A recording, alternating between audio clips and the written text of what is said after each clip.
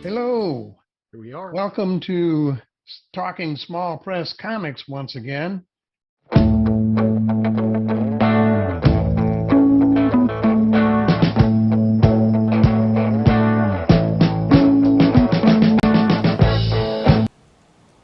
hello everybody. There's my 10-year-old car, a Toyota Corolla from, what was 10 years ago? 10 years ago it was 2015. And yeah, here I am, and I'm behind myself. I'm standing here beside myself. But yeah, I'm in the living room at the house where I live, and I just, well, there's a lot of cool stuff in here. Well, I live with other people, and they have great artistic taste, and they put stuff all around the house that's really cool. You know, there's an Asian influence here because I live in a house with other people who are primarily Asian, and one guy from the Dominican Republic. But you guys might remember my friendship with my partner on the Talking Small Press Comic show, which was Larned Justin.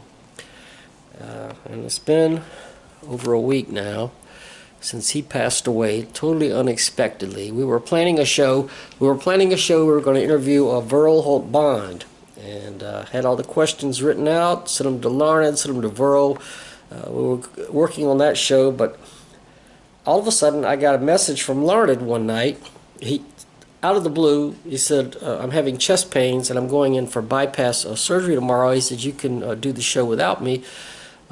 And I thought, okay, well, you know, my brother had bypass surgery, and he was fine. He got over it, and you know, I figured, well, I'll hold up. And I sent him a message. I'll hold up on doing the show until you're better, so we can wait. And the next day, I got a message from Larned's daughter that he had had a massive heart attack, and Larned passed away.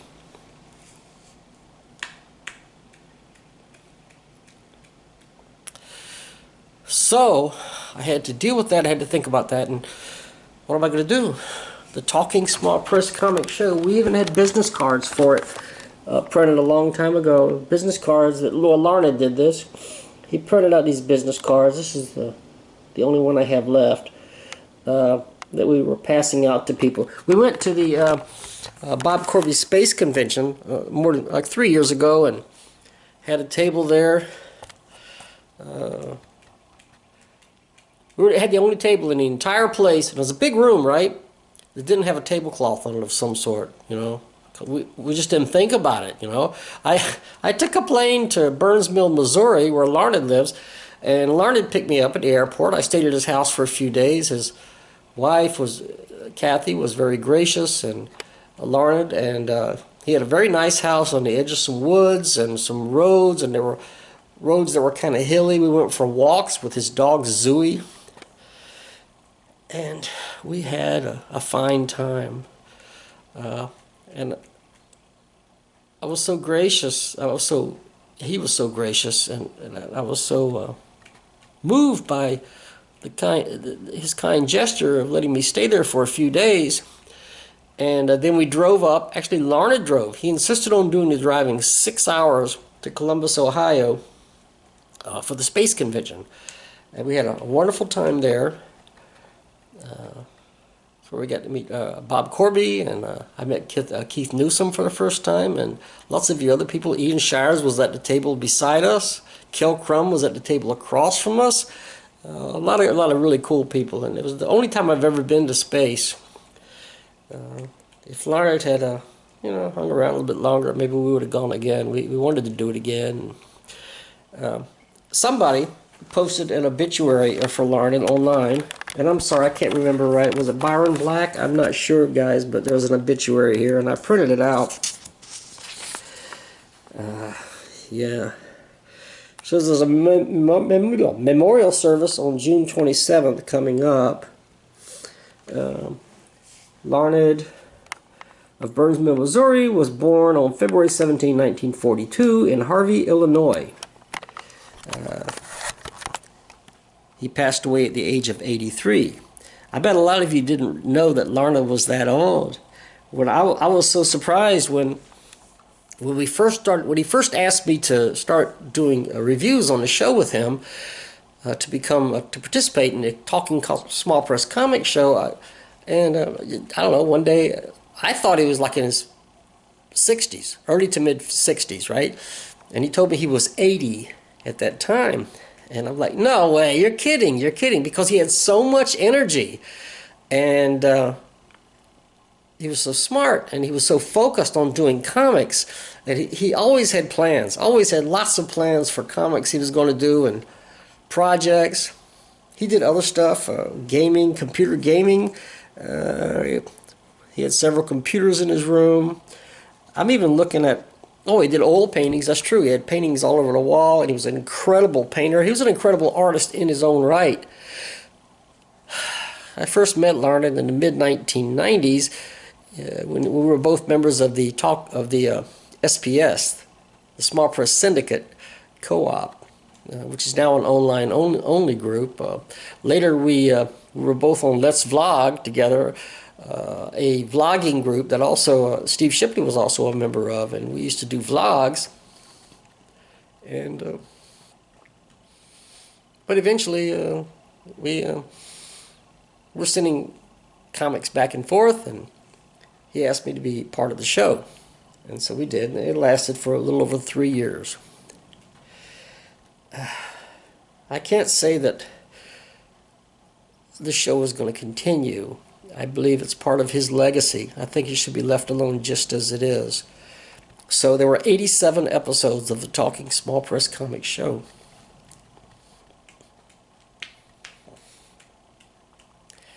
Hang in there, folks. I can get through this. And I'm going to leave him alone. That was the last episode. Number 87 was the final episode.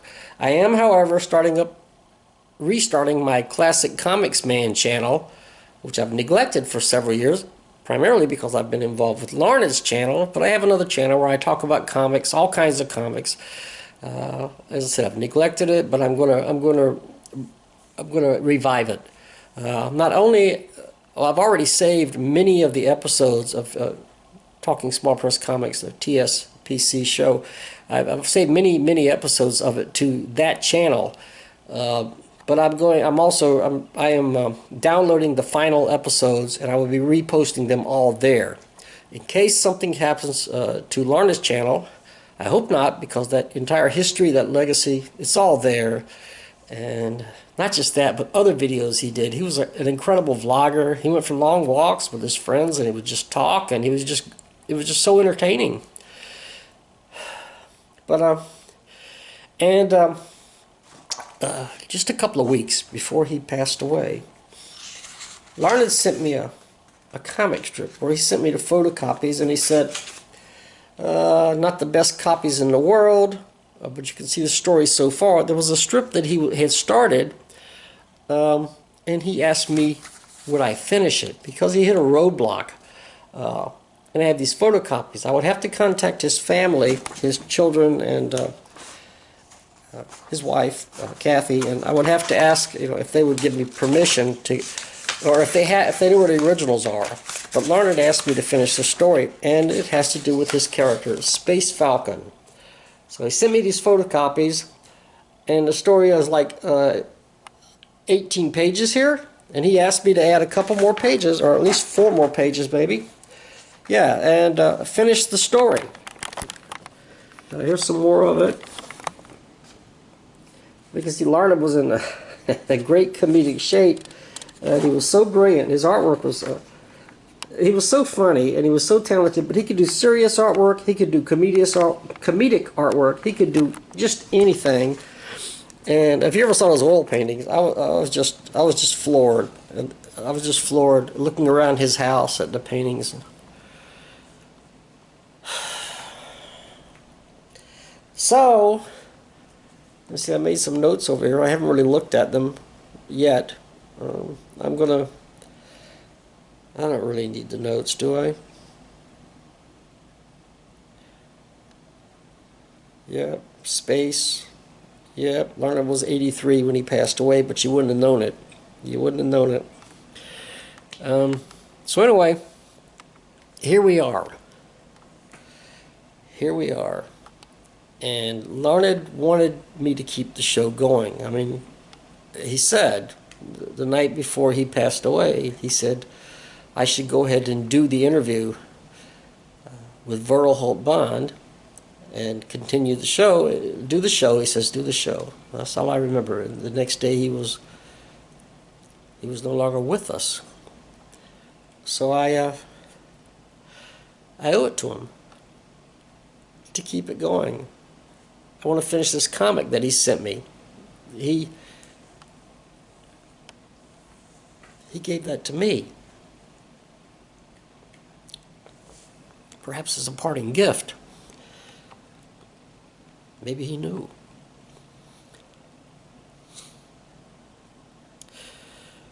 Sorry, folks. It's not that easy, okay? But I'll tell you what. He would. The thing is, Larned would want me to continue, and I am going to continue. But the Talking Small Press comic show, that one is over, and you have all those episodes there. They'll soon be on this channel as well. If you want to look over those, and do please, because there's so much fantastic, amazing small press history there. We did so many great interviews, and so we had a wonderful time. We had a great time for those three. I wouldn't trade those years for anything. Larned, buddy.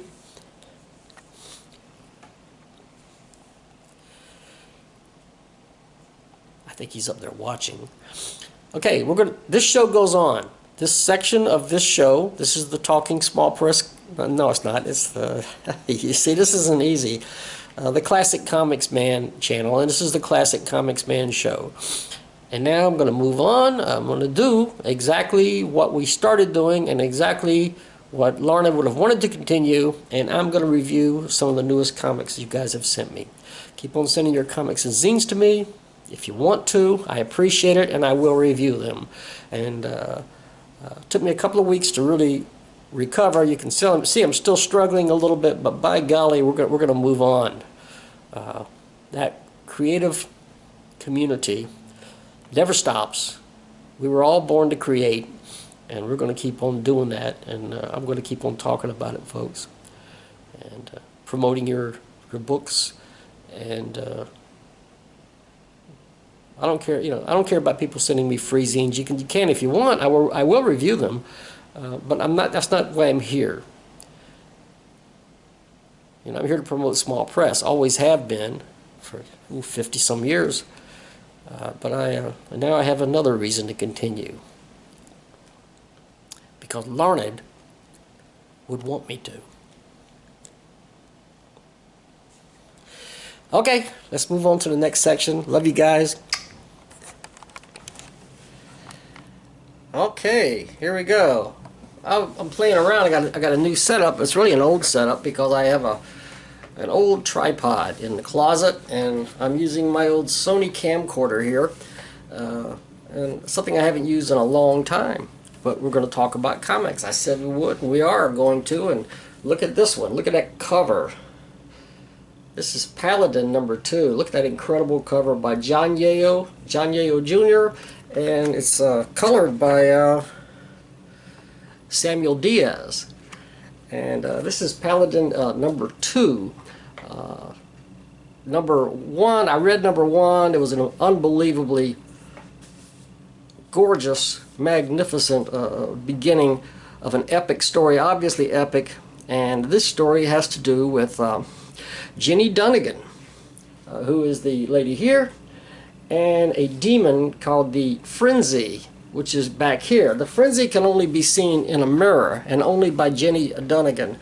And Jenny actually died at the beginning of the first issue, or at the end of the first issue, but she's been revived. In fact, somebody finds her wandering along the road naked, just walking down the street, and but she has been transformed. And at first she didn't know what happened, and it takes a while as the story develops. You begin to learn what happened, that she's been giving a blessing by being able to live again, and also a curse, because this is a demon is constantly harassing her. And there's a lot of character development. Ginny comes back and she goes back to her old haunts, her old stomping grounds, and people who she knew before are still there, and they're having a lot of issues and problems. This is an adults-only comic, folks, so there's a lot of violence and there's bad language and all that kind of stuff, but the story is just gripping, and it's just excellent, by John Yeo Jr. John he was the chairman of the UFO, the United Fanzine Organization, about 20-some years ago for a little while, and now he's back into the group. In fact, he used this book, Paladin, to reapply for admittance into the UFO, and we UFO members are darn happy that he's back, because what a super talent, and both as a writer, as a publisher, and as an artist, John is just amazing. And he's telling a story. As I said, it's very violent, but it's fascinating. Ginny discovers that she has all these markings on her back, and this has to do with what it is that revives her and it haunts her, and makes her just an unusual being. I hope the sound is good here. When I put the magazine over my face, it probably muffles the sound, so I'm testing out this camcorder again and seeing how it does. But this is a great book. I just want to say the cover's fantastic, but the whole issue is also fantastic. There's a lot of great character development. You can see the pain in certain people's faces. Here's a young lady who has been abused, and Ginny makes it a point to do something to ease her suffering by she has a confrontation with the person the guy who was abusing her. I can tell you this, you can see right here, she takes care of him in short order, and I don't think he's going to be abusing anybody again for a long time. So, yeah. Like I say, you can see the fight here. It's a one-sided fight. This guy doesn't have a chance. Ginny has been reborn, but she has incredible powers. She's the Paladin. A Paladin is a being who helps the downtrodden, the oppressed, and defends them, and that's exactly what she does in this story. Numerous people are in pain. Numerous people that she knows, that she becomes acquainted with, or reacquainted with, because she did die and she came back. There are abusers out there. This is one of them. This guy here, he's holding a small child in a very menacing way, as if he wants to do harm to her. I will say that he doesn't get the chance to do that. There's magic,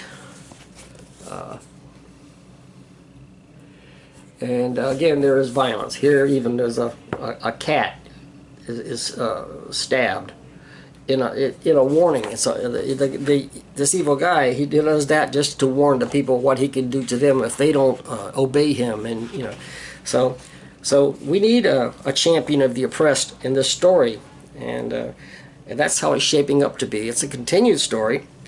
Let's see, here we have, let's see if I can find the Frenzy. The Frenzy, the demon in the mirror. When she speaks, the word balloons are in black, but she can only be seen by Ginny and only in the mirror. So yeah, so there she is, and Ginny's over here. So yeah, highly recommended. This book is only $4.99, and Paladin number 3 is in the works, maybe out by now, from John Yeo Jr., but again, terrific talent, and I highly recommend this book. I'll try to put the ordering info down below, so check it out, folks.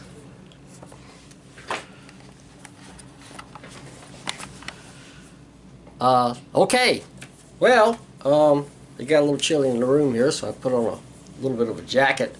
And I got some comics from Clark Dissmeyer. And Clark Dissmeyer, as you may know, he's the creator of Mushy the Mushroom. And here's Mushy right here, and there's Mushy. You see Mushy? That's, by golly, that's Mushy.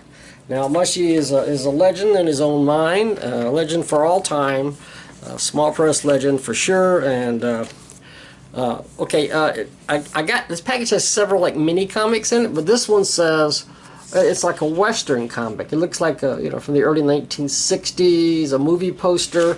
And what does it say? Ramrod, Luke Short. Okay, so you see the Western hero and the beautiful Western lady, and down there's Mushy with a cowboy hat and, you know, gun belt. It's a mushroom. Here's another cover. Looks like from a Harlequin Romance. A Harlequin Romance cover. You see here the beautiful lady, and this guy says, this doctor, I guess a doctor or somebody. Is she a nurse? Looks like a nurse. Anyway, yeah, the doctor, he's behind her, and he says, hey Betty, who were you talking to just now? And she goes like, no one, doctor. I'm just surprised to see you back so soon. And then she says, shh, Mushy. You see Mushy's hiding down here inside of her shirt.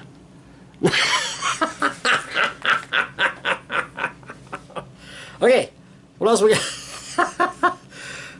There's another Harlequin Romance. Ben and Liz and Tony and Ross and Mushy. And here's the lady, you know, the beautiful lady, and she says, forget those losers, I want Mushy. And of course Mushy's there. He's on the edge of the panel. He lives his life on the edge, by golly. Here's another one. Love Child. Love Child. So these two people, apparently they have an affair, and the result of the affair is a little mushroom guy, Mushy's there. He says, I wasn't quite what they were expecting. Clark, you're killing me. This is great. Okay, this is from Clark Dissmeyer. And yeah, his comics aren't quite like what anybody else does. I mean, there's some great comic geniuses in small press. You know, like there's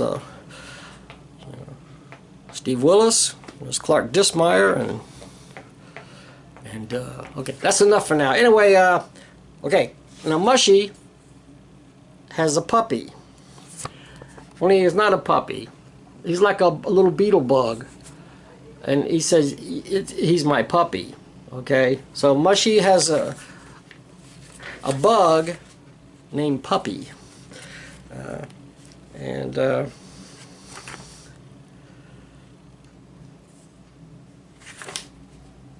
They go on adventures together.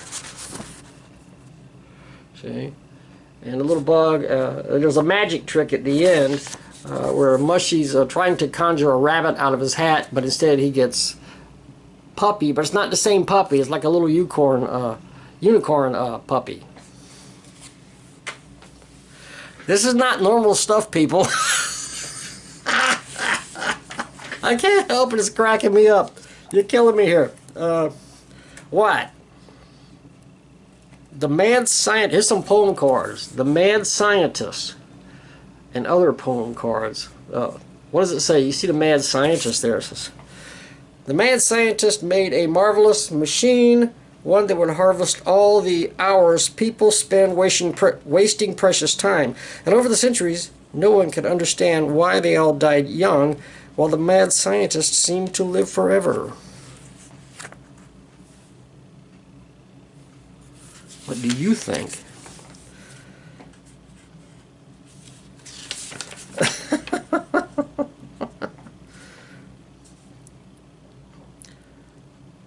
Yeah, so this one's a little weird, you know. There's a crescent moon shown in sort of a dark word balloon.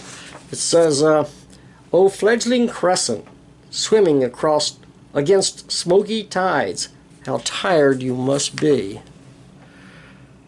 I mean, that's what I always thought like a crescent moon felt like. Pretty darn tired, just sitting up there doing nothing, you know what I'm saying? So anyway, yeah, and there's other poems in here.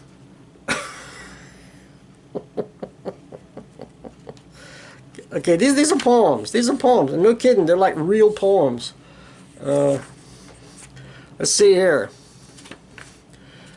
Okay, I don't know, let's try this one. This one's another magician type thing here, with a hat and everything. Says, watch. Take off your hat and take up your wand. Strangle the honesty your hands want to breathe. Limber your stiff fingers. Raise them from the coffin of your heart, only to misdirect, to dazzle with emptiness before drawing them back into a fist, to kill the rabbit before it appears. So yeah. Why wait for the daggone rabbit? Hey, kill the damn thing. Yeah, okay, I understand. Okay, I got it. And I'm sorry, folks. This stuff is too funny. It's so unusual. It just okay. And then here we have him playing Scrabble. Mushy's playing Scrabble with this lady.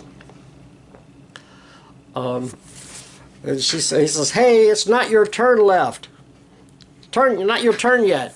See, apparently she went ahead and made her move on the Scrabble board, and he said, "But you're just sitting there. You're just sitting there." So, and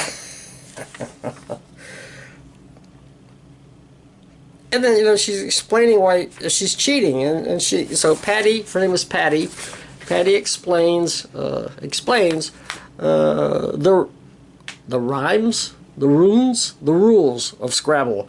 If I don't cheat, how will I get what I want? I have to put this one back because I can't cheat with it. Cheating is faster than prayer.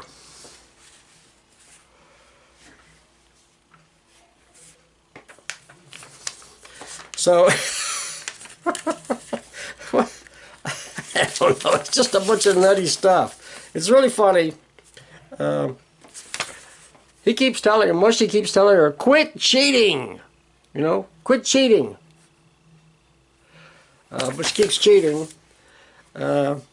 She said, but I need an A to make my word. Oops, I already had one, now I have two. So somehow she cheated and she got 2 A's. And, let's see. He tries to reason with her.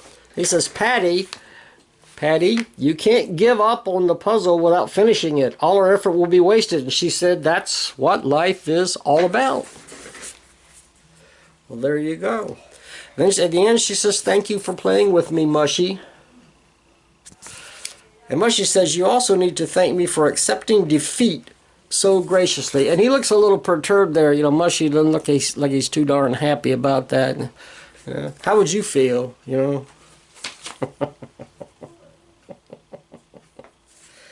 What's this, a final poem? A final poem with a red moon. It says, everything is red. The moon, the dust, the fringes of the trees, on this earth, slowly succumbing to the sway of Mars. Oh, that's Mars. Everything is red. Such profundity.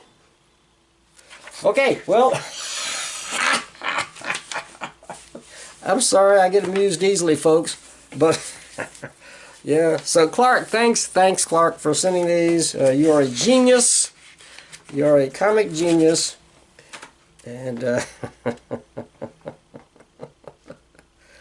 yeah, I still can't get over this stuff. I still can't get over this stuff like a Mushy hiding inside the lady's inside of her, you know, collar there. Okay, Mushy the Mushroom. Yes. A legend like Clark Dissmeyer, like Morty the dog, like Watusi the dog. Mushy the Mushroom. By George, there are legendary creations in the comic book small press. That's for sure.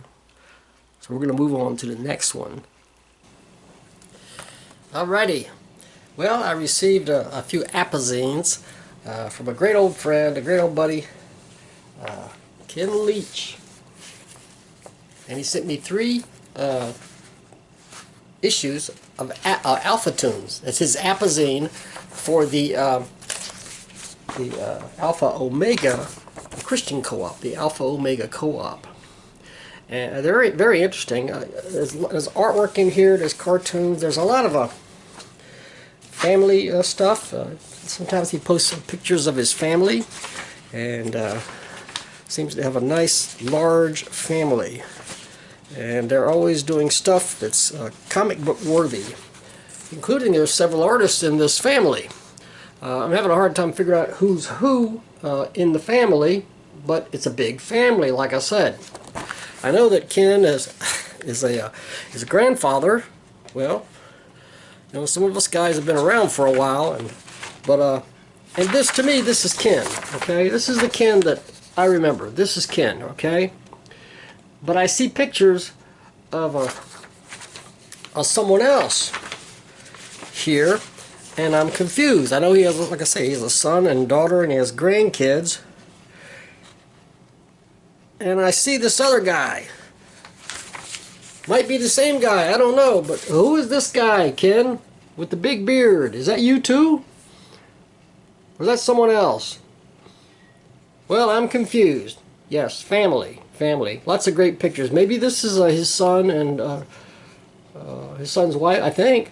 But Ken, did you grow a big beard? You know, Matt Feazell has an old video of the Chicago Comic Convention.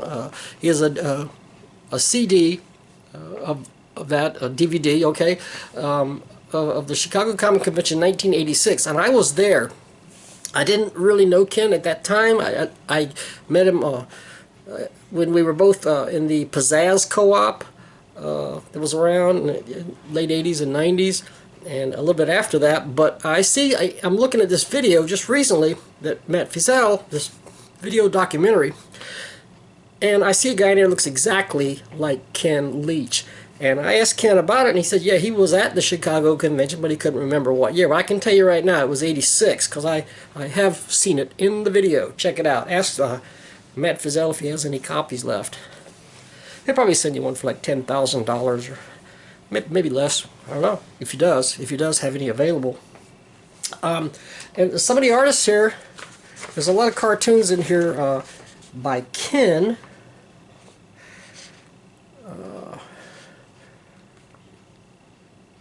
I'm just looking here. A lot of cartoons by Ken himself. He loves to draw monsters and aliens. He's working on a new Alien issue of his long-running title, Tales from the Morgue, which yours truly is going to have work in there. I sent him an LO for that. And but sometimes members of the family get involved. Like, here's a cartoon, apparently drawn by Ken, and inked by his grandson, Ezra. You see that? Ezra, a rising star in that family. Also, his granddaughter, Meadow Day Leach, talented granddaughter of Ken Leach, had something to do with, yeah, this stunning cover design, it says. On this particular issue, this is work by her. And that's not all. That's not all. I believe Ken's wife, I think her name is Louise, I think she did this cover. So it's a family affair all the way around, and and these are great fun. These are great fun. It's an Apazine. It has work by Ken and pictures, as I said, and stuff. There's old work, Larry Blake artwork pops up sometimes. This particular story, Invasion of the Bubbleheads, was originally published in an early issue of Mantra. Maybe, I can't remember, maybe Mantra number 5, issue of a comic that I published. But there's other stuff. You know, our dear departed friend Larry Blake is remembered in these zines.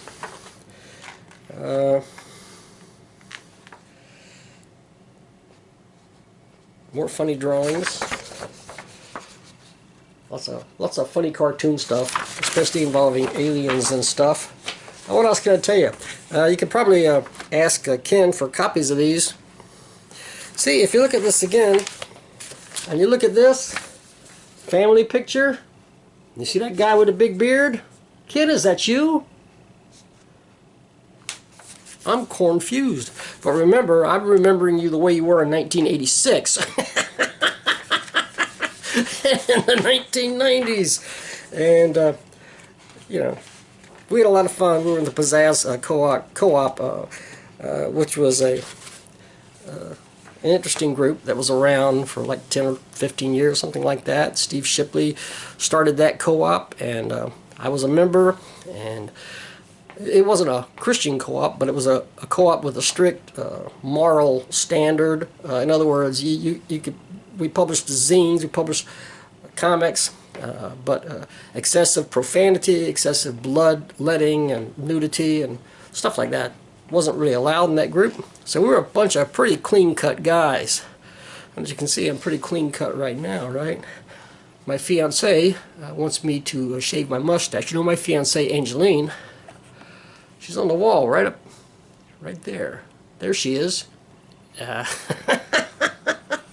We're engaged to be married. She lives in the Philippines, and that's another story. But it's a story for the near future that's going to. I'll be talking about it a lot.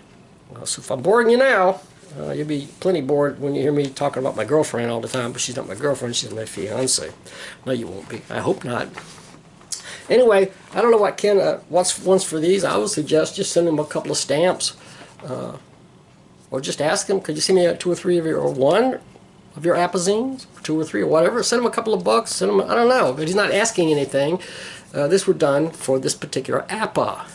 You have to be as an Amateur Press Alliance, and you have to be a member of the APA in order to receive these. But sometimes he sends them out to friends.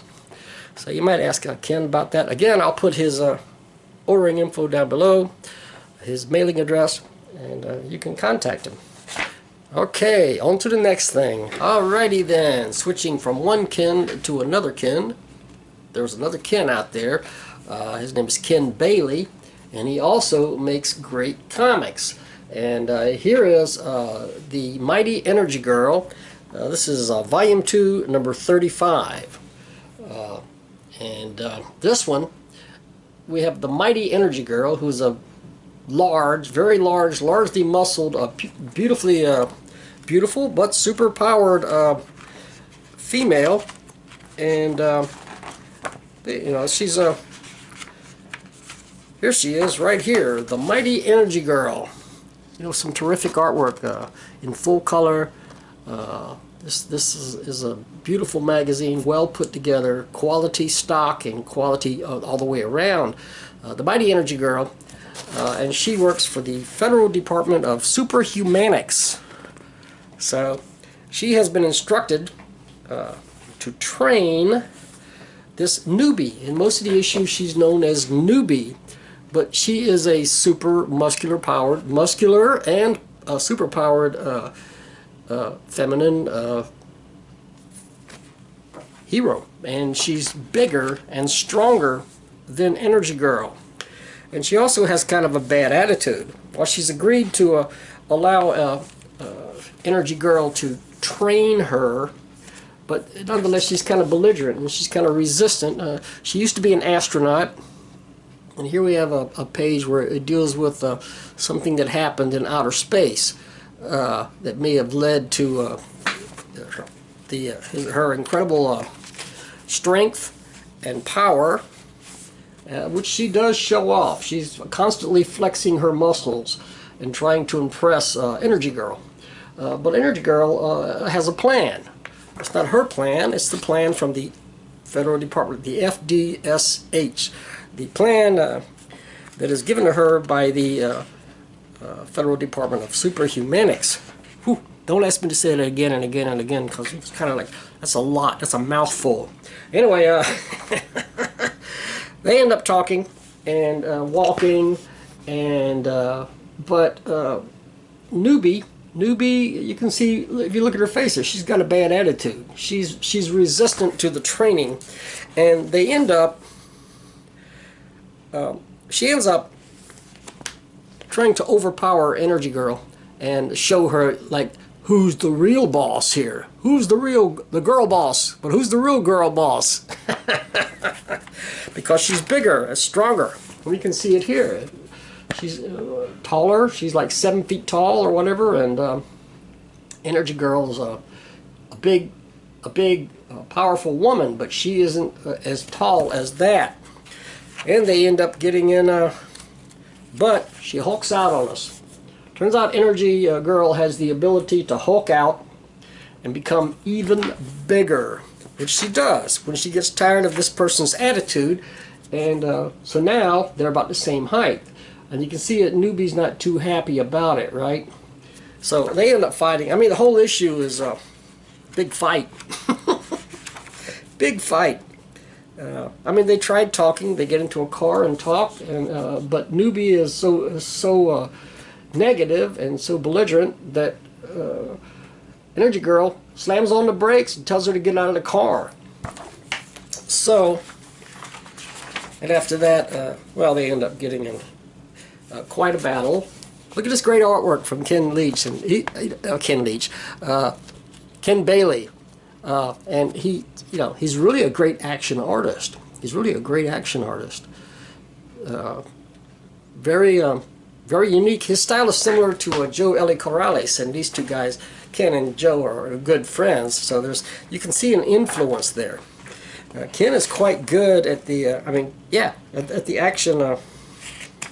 at the action scenes. So yeah, basically they battle throughout the entire issue. Again, it's beautifully illustrated, in color, and it's a wonderful read. Something you'll really enjoy. Ken Bailey himself appears at the end in a little bit of biographical material page there. Anyway, he's in there too, and so it looks like this is a trilogy. It's part of a trilogy, so we're going to be seeing more of it. Here's some covers, maybe a sneak preview here. The Mighty Energy Girl. Oh, and Newbie, by the way, at the very end of the issue, they hadn't really come up with a name for her. But at the very end of the issue, we see that Newbie becomes Armageddon? Let's see, what does it say? Armageddon. Armageddon. Something like that. Armageddon. Armageddon. That sounds better. So she does become. She does adopt a superhero name, and but it doesn't really end there. It's like with her attitude and the fact that she doesn't get along with Energy Girl, there's bound to be more to this fight and more to the story. So we're looking forward to what comes next, because I really enjoyed this one. You guys want to check it out? Let me see what it says. Is there a price in here? Gotta have a price.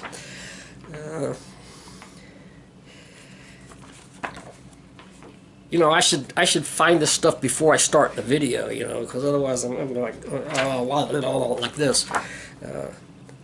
I'm not sure what the price is. A wild guess, I'd say like $8 or $10.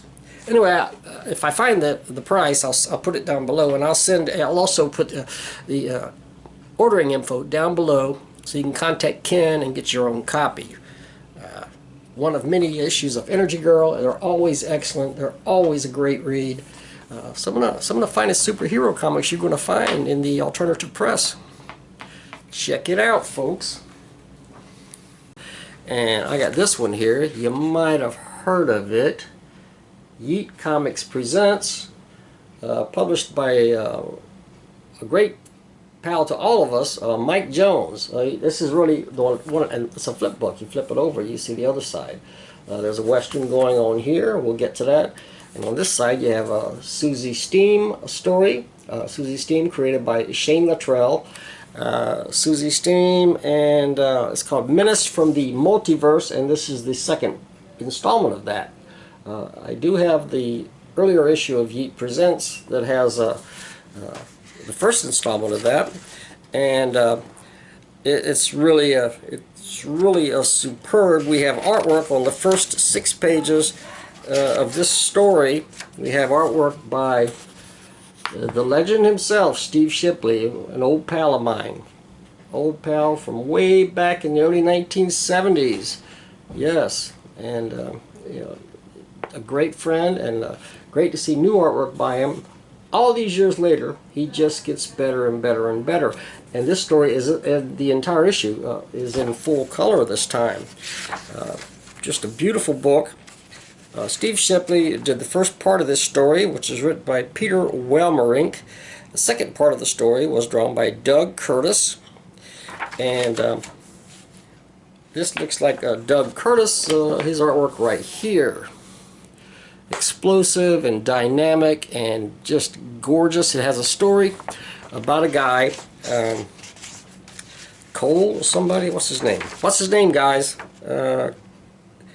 Cole Alistor. And this is a multiverse story.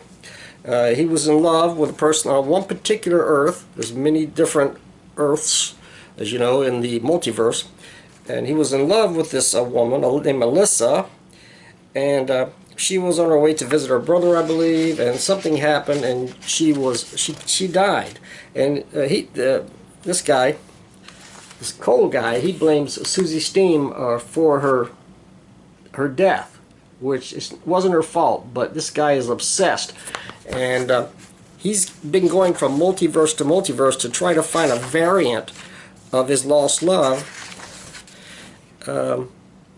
And at one point on Universe 0151, he finds her. He finds her, and you know, obviously madly in love. And it looks like this here. It looks like a beautiful romance story, but there's all the violence and the action and the and a Silver Surfer type lady. Looks something like the Silver Surfer. She's in here, and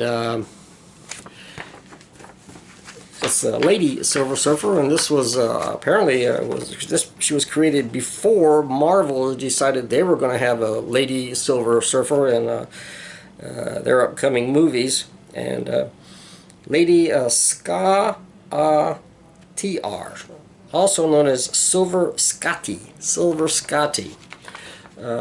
But yeah. And so she enters the picture, and a lot of crazy stuff goes on. And the artwork again is she gets injured, but a lot's going on here. Lots going on. You have to read this. It's a very involved and involving story. Seems to end on a happy note, but what is this? What is this in the foreground? So you have to stay tuned. But it's a outrageously terrific story. Again, Susie Steam, created by Shane Luttrell, one of our favorite people, one of the finest artists in the small press, no doubt. There's something else by here by Doug Curtis, and it's sort of a zany, funny satire on you know, medieval stuff. With there's this knight on a mission, and there's this bard, this guy who runs around with a lute or a mandolin or something, singing songs. Here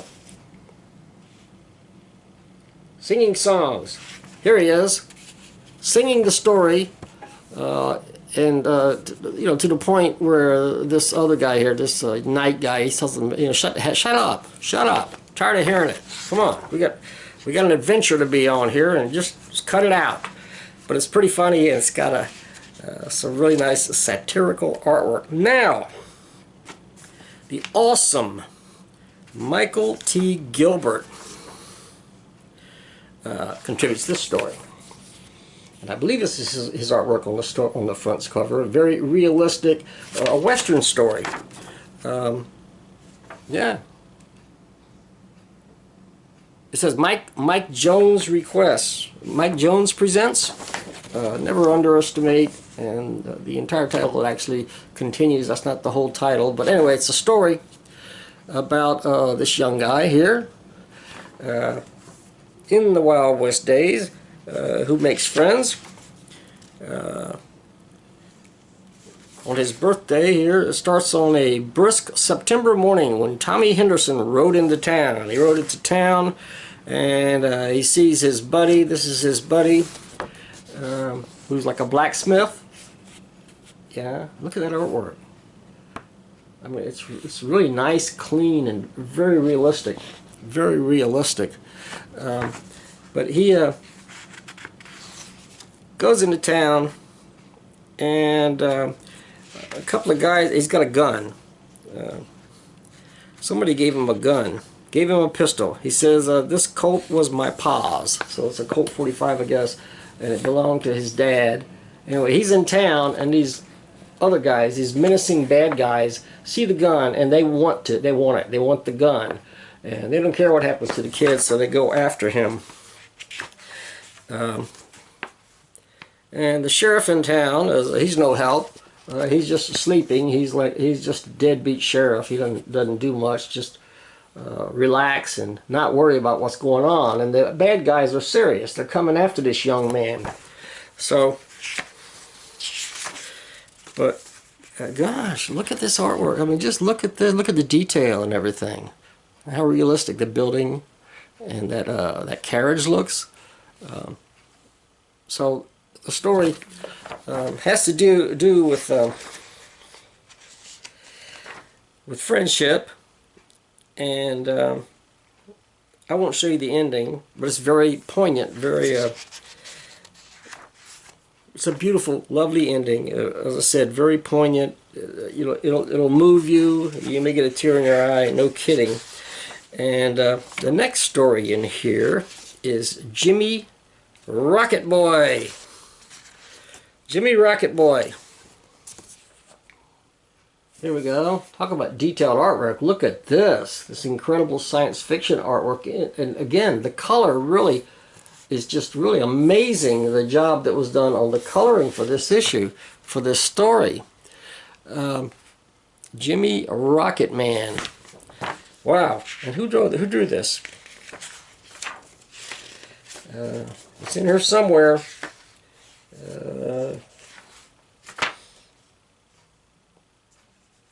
Come on, I know he signed it somewhere. Figure it out later. Go ahead and order the book because it's great. The artwork, the artwork is outstanding. This one is really something. This one is really something. Again, we're talking about the best of the best of anthology, of an anthology title in the comic book small press. It just doesn't get any better than this. And there's more. There's a funny story by writer Logan Makwana with art by Jatinder Gateora. It's called Cats Are Useless. So, people sitting around. The cat just lying around. However, strange things starts to happen. Ultra-dimensional beings enter into the picture. And you may think cats are useless, but you haven't seen one tackle a fiendish creature like this before. If you did, you would not think so much. All right. So, let's see. Who drew this? Who drew that story? That science fiction story? On the front it says Welmerink, Luttrell, Shipley, Holly, Curtis, and Williams. So it's got to be one of those guys who drew that super detailed science fiction story. You say, well, Steve, you didn't do your homework, or you would know. You would have really gone through this issue with a fine-tooth comb. Remember, I was outside looking for fleas in the yard, but I apologize. But anyway, and this issue's only 12 cents. It says so right on the cover. Well, okay, that's not true. It's not 12 cents. Mike Jones has a Patreon page. There's a YEET Patreon page. You might want to try looking it up. I can give you his address. He presents, let me see, what's in the front of the book? Published by Cost of Paper Comics, COP. That's Mike's comic book company, and but it's quality stuff. If you're a Patreon of his, as I am, you receive every issue free. And I subscribed like 3 years ago, so I've been getting every single issue of YEET free as a Patreon customer, Patreon, a patron of Patreon, of his Patreon. Look it up, YEET. I'll see, can I put some information about Mike's ordering info down below. So, all right. So we're almost to the end of this. We're going to look at something we always save, as they say, the best for last. And you'll never guess whose books I'm going to be reviewing next. Stay tuned. Okay, folks, we have reached the point of the penultimate point, the ultimate of the penultimate, the penultimate of the ultimate, the penultimate of the penultimate. Never mind. My expressions are kind of impotent. But anyway, this is what we're looking at. A new comic, one of several jam comics from the great Steve Willis, and this one, the title of it alone. I remember Larned called me, and we were talking, and he said, "Did you receive the newest jam comic from Steve Willis?" And I said, "Maybe, I don't know." He sent me several books recently, and he said, "Okay, this one." I said, "What's the name of it?" So he said, and I quote, "Trapped in a lemon gelatin dessert with tiny multicolored marshmallows, sprinkled on top with tiny craniums, plus garnished with several cinematic allusions." I said, and which issue of that particular title are we referring to? But it's a one-shot, folks. It's a jam comic. And here's the cover. And we do see a guy, he's trapped inside this gelatin dessert. You know, and there are cinematic allusions on the side. There's film here, and there are craniums, little tiny heads of zany-looking dudes on top of the dessert. So that's what you got. Just what was advertised. And this one is a jam comic. It has work by Edward Bowman, John Muller, Clark Dissmeyer, and Buzz Bazizik. Larned assured me that the name was pronounced Buzz Bazizik, because I wasn't sure. Busy, I don't know, you know, but that's what he said. He said it was pronounced, and Larned never lied to me. Bless his heart. Anyway, this one is well, like all of Steve Willis's comics, they're just hilarious and they're just brilliant. And so this one starts out with work by Edward Bowman. Remember, I met him in 1986 at the Chicago Comic Convention. At that time, we called him Ted Bowman. At that time, too, Ted was he was taking a break from small press, and he'd been very busy. He was very prolific and very, very talented. You know, just his inks, his art, his entire art style was just really fine, really nice stuff. But he was taking a break. And I was publishing a lot in those days. I was doing a lot of publishing. I was publishing and Mantra and lots of other zines. I was at my publishing peak around that time in the 80s. And I asked, I had heard that he was taking a break, and I asked him, "Ted, would you like to do something for me? I want to publish a new comic, and I wonder if you'd like to do something for me." He's like, no, I'm taking a break. And okay. So he never did do anything for me, but he did tons of stuff for a lot of other people. That's just a memory. And I hope the lighting is okay here. The shades, the window shades are over here. I had to shut them a little bit because it was too bright. When I held the camera up like this, I couldn't see what was on the page. So I had to darken it just a little bit. Hope this is okay, but this looks to me This looks to me, this first page looks like it's by Edward Bowman. You can tell by the fine inks and unique style. This is something different. It's a story called The Mystery of the Melting Penguin. No, not penguin, pigeons. There is a penguin, in fact, on the next page, but that's not Edward Bowman. That's, I guess Larned did that. Anyway, but this is pigeons. Pigeons and penguins are different. Did you know that? So, yeah. Ed definitely drew part of the next page. I think by the bottom panel it turned into a Larned, not Larned, I'm sorry, I got Larned on the brain, and you can't really blame me, right? Wow, we miss you, Larned, we sure do. But Steve Willis took over down there. So yeah, and these pigeons didn't really melt, or they turned into, what do you call them? Zeeps. Zeeps. Zeeps. You know, that's a sweet snack which has like 5 little sugary zeepy guys in a row, and that's what happened. They were transformed into Zeeps. You know, and I kind of still think I need a little more light. What do you think, guys? What do you think? Let me open that curtain a little bit. Let me see. Open those blinds a little bit. And you can stare at my computer screen over there. This is my fiancée. My fiancée. Here she is. Her name is Angeline. And expect to see more of her in the near future. Okay, folks? She lives in the Philippines, and we're working on getting her over here so I can get her to draw some comics and stuff. I mean, that's what you have to do. And so we'll see what happens. And the next story is No One is Immune. No one is immune. Okay? So starts out with a flying cat talking to a guy saying, "Snoodle peak clapsaddle.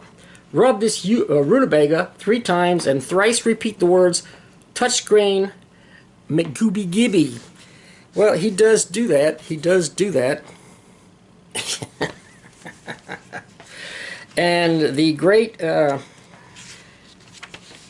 McGooby Gibby pops up. And this time we're collaborating with that's brilliant artwork. Who? John Muller, of course, John Muller. Larned would often make the mistake in our videos of calling him John Mueller. It's not Mueller, it's Muller. And I told Larned, I said, it's not Mueller, but it's okay. And anyway, we knew we were talking about the right guy. So yeah, that goes on from there. So much other stuff. Well, this particular story has the dancing penguin in it. There he goes. The dancing penguin. You bet. And roller coaster revolving radioactive eyeballs. Now, soon after that, another great pal, Clark Dissmeyer, pops in with a new story of Mushy the Mushroom. Mushy the Mushroom. And Mushy, actually, he meets Morty the dog here. So 2 of the hilarious characters from Clark and from Steve Willis appear in the same story. Yes, it's a meeting of titans. A meeting of titans. It's like when King Kong met Godzilla. King Kong murked Godzilla? Okay, anyway, so yeah, this goes on like this. And again, you can see a difference in styles between Clark Dissmeyer and Steve Willis. They're both great in their own right. And really enjoyed it. Enjoyed this comic a lot. One of the best things at the end is a solo story by Steve. called Norm. Here he is. You can clearly see this is a caricature of Steve Willis, but he says his name is Norm. He says, I have been accused many times of being eccentric, odd, or weird. Of course, such an assertion is ridiculous. I am normal, and I can prove it. And he shows off his coffee cup. Okay? Coffee cup, which has the word Norm on it.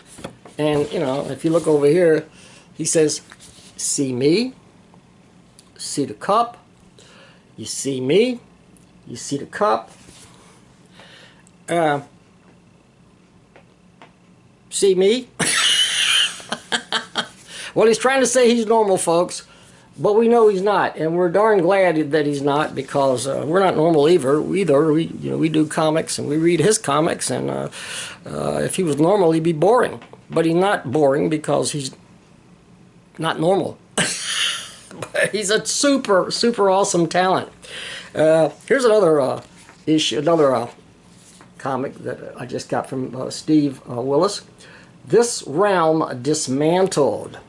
And you can see the little guys, the little teeny floating head guys, those are called craniums. And they pop up all over the place. This one is a jam comic also, and has work by L. Lipschitz. Lipschitz? What is that? What is that? What is that? L. Lip S-C-H-I-T-Z. Lipschitz? I don't know. It's got the great legendary Chuck Bunkers back in this one.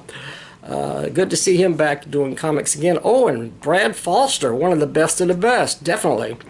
And Michael Leisenfeld. They're all in this issue. And let's see, who does it start out with? The first story is called Che Sara Sara, and L. Lipschitz. I don't know, but I'm not sure who drew this page. Might have been Steve Willis, or it might have been this other person. Who the heck is it? What's the first name? Is it Larry? Or what is the first name? I don't know. But it gets weird, as all the stories do. And Steve's classic comics. And you do know that Tom Felrath is reprinting the entire run of Cranium Frenzy from Steve Willis over several decades. Excuse me, folks, this is a thirsty business. Thirsty business. But he's working on several issues of compilations of the first, I think it's 40 issues of Cranium Frenzy, and they're all going to be coming out early. I know they're going to be available on Amazon, and you know, you might check with Tom Felrath about that. But here we go. Here's a page from Chuck Bunker. Chuck had been absent in small press for several decades, and now he's back. He's doing work for me as well. And you switch to this page, immediately you notice that sharp, clean, cartoony style of Brad Foster. Just really, really nice. His inking is, he has a fine line inking style as well. It's quite brilliant what he does. And you see, yeah, so I think the panels on this page, I think this was probably drawn by Steve Willis. Sometimes it's hard to compare because the other contributors to his jam comics will draw in a Steve Willis style. But that's definitely probably Brad Foster there. I say definitely probably because I don't know, but I think so. I think that's Brad, and he does a fantastic job as always, even bringing Morty the dog in before the end of this particular story. So there we go. Let me see. And there's more. I don't have the space and the time to reveal the entire issue. Here's a story with artwork by Michael Leisenfeld. You know, he's a great guy, and Larned and I reviewed him many times over the last 4 years on the Talking Small Press Comic Show, and here he is contributing to Steve Willis's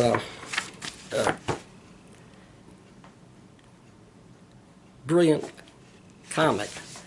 And yeah, what can I tell you? There's even a little bit of romance in this. Don't forget there's romance. This is a well-balanced comic. Craziness, madness, absurdity, and romance. It wouldn't be the same without romance. Well, you got to balance things out. Now there's one other one that I got here. It's called Anomaly, and or Harbinger. Anomaly and or Harbinger. And who's in this one? Again, we have a page that tells you who's in here, who's contributing to this particular jam comic. And we got Charles Brubaker, the sticker dude who does rubber stamped images, the sticker dude. T. Motley. Who's that? Tom Motley? I don't know. T. Motley. Sounds familiar, but I'm not sure what the first name is. Bob Corby. Another great guy. Another legend. For his Space Con and for the comics he's done over several decades too. So, yeah. On the very first page, clearly done by Steve Willis, it says, Think. The name of the story is Think. And you have two comic characters talking, and the one guy says, you realize, of course, we are fictitious characters, right? The other guy says, huh? He says, we are simply lines on paper. We don't exist in real life. What? And that both of the artists portraying us are, so Charles Brubaker and Steve Willis have the same birthday, are November 15th birthday buddies, albeit several decades apart. You know that, right? And then Charles Brubaker pops in, and immediately you can see the difference in styles. Charles Brubaker has a much of not fine line style, more of a thicker line style, equally as attractive though. It's very funny. Look at the expressions on the characters' faces. Look at that. So, yeah, and well, I mean, they turn into funny animals. You know, the guys they look funny enough, but then they become funny animals. And it goes on and on. Now, as far as this rubber stamp guy, who I don't know who this guy is. It just says the sticker dude, and he does do rubber stamp. You have Steve's artwork mixed in with the rubber stamp images, very creatively placed, and somehow it all works. It tells a story, a nonsensical story, of course, because in Steve's comics there's a lot of nonsense, but it's good nonsense. It's it's nonsense that is it logical? It proceeds in a logical manner until it gets into the parts that are illogical. The logic begins to fall apart. You guys, if you're Steve Willis fans, you know what I'm talking about. He'll come up with an idea and slowly examine it, and the characters will be talking a lot, and then slowly it moves into the area of the absurd. Yeah, like when he's talking about Ars Gratia Arthur. Yeah, and he talks about several famous people named Chester, actually. Chester Gould, Chester Conklin, Chester Nimitz, Chester Brown, and Chester Allen Arthur, a president of the United States. So, and Chester, I don't know, he holds his hand aside and you see all these craniums hanging on ropes, and then it gets into a madcap song to the tune of The Girl from Impanema. That goes like dun dun dun dun dun dun dun dun dun. Dun, dun, dun, dun, dun, dun, dun, dun, dun, dun, dun, dun. Yeah, something like that. Chester, Chester, Chester Arthur, Chester Arthur, Chester Arthur, Chester Alon. He pronounced his name Alan, but he pronounced it Alon. Arthur. Anyway. And then it gets wilder. What is this? This is page 12. Who draws page 12? Let me see. It's in the front.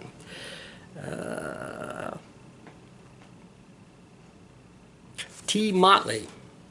So it gets pretty wild. It gets wild here, you know, where funny animal characters are, you know, knocking each other off. And it continues up here. Some pretty nice artwork here from Mr. Motley. Or Biz Miz or whatever. But pretty great artwork. And it goes on and on, as all the comics do. I could do the entire, I can't go through the entire issue. I will say there's an AI version of Morty the dog here that pops up looking like a walking mummy. An AI version. And, yeah. So, at the end of the book, we have once again a continuing segment, the funniest joke in the world. Where there's this comedian, and he starts to tell this joke. And he says, hi folks, Rusty Jingle Pickle here, and I'm going to share with you the funniest joke in the world.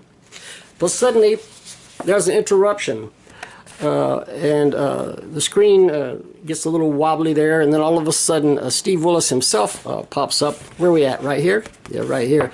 Steve himself pops up. You can see him with the long hair and the ponytail and the glasses, and he takes over and starts telling some absurd story about secret messages that can certainly only be read when magnified. And then there's like another song right here. I don't know what the music is, but it says cranium on the couch, cranium on the car hood, cranium on a grouch, cranium on the hardwood, a cranium on the ceiling, a cranium in a cup, a cranium that is feeling, a cranium on a pup.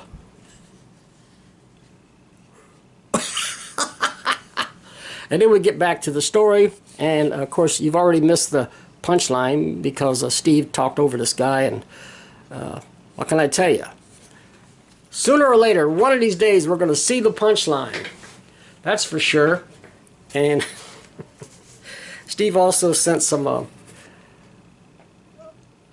original drawings here. These are Morty comics. This one says, needless to say, I already have enough eyeballs and do not need any more. So there's eyeballs over here, but he's dismissing them. He doesn't need any more eyeballs. Anyway, I'm the happiest guy in the world. Don't cry for me. This one was drawn on a coffee filter. You know, and if you receive stuff from Steve, and basically you don't really order it, he'll send you comics by trade. If you send a trade, send one of your books to Steve, he'll send you back a trade. And they always include these original Morty comics. So this is Morty Comics number 11,169. This one. Each individual drawing is a Morty Comics. C-O-M-I-X. He says, let the world know, I'll shout it from the rooftops. There are a few things in life more rewarding than roadside vegetation management in Ontario. And this guy looks like he means it. Okay, folks. Alright, that's enough for now. There's a nice little zany illo from Steve. Okay, so guess what, folks? I guess I made it through this episode. I guess we're back. I'm back anyway. Certainly going to miss our great friend Larned, and but we're going to keep doing what we've always done. We're gonna do what Larned would have wanted us to do, and that is keep on making comics, discussing comics, reviewing comics, being involved with comics. We're going to keep right on going. So this new show is the Classic Comics Man show on the Classic Comics Man channel. If you want to support this channel, please rate this channel, rate the videos, leave a comment, and subscribe. Those traditional YouTube things. Rate, comment, and subscribe. And we'll keep this going. I plan to keep this going. And I'll see you guys again soon. Thank you so much for tuning in. You're the best of the best. The best of the best. The most creative, the most wonderful, most awesome people on the planet. That's you guys in the comic book small press. All right, I'll see you again soon. God bless you. So, there you go. And here we go. I think we are done for the day. So We done good. We done good. Yeah, we done good. I hope so anyway, right? There's a bunch of stuff on my bed right here. There you go. Laid out right there, waiting to be reviewed. I've just got them all laid out flat, and I'm looking at them. He sleeps on top of those. I do. I sleep on top of my comics, and it gives me a nice dream. Flattens them out a little bit. Yeah, flattens them out. All right, adios.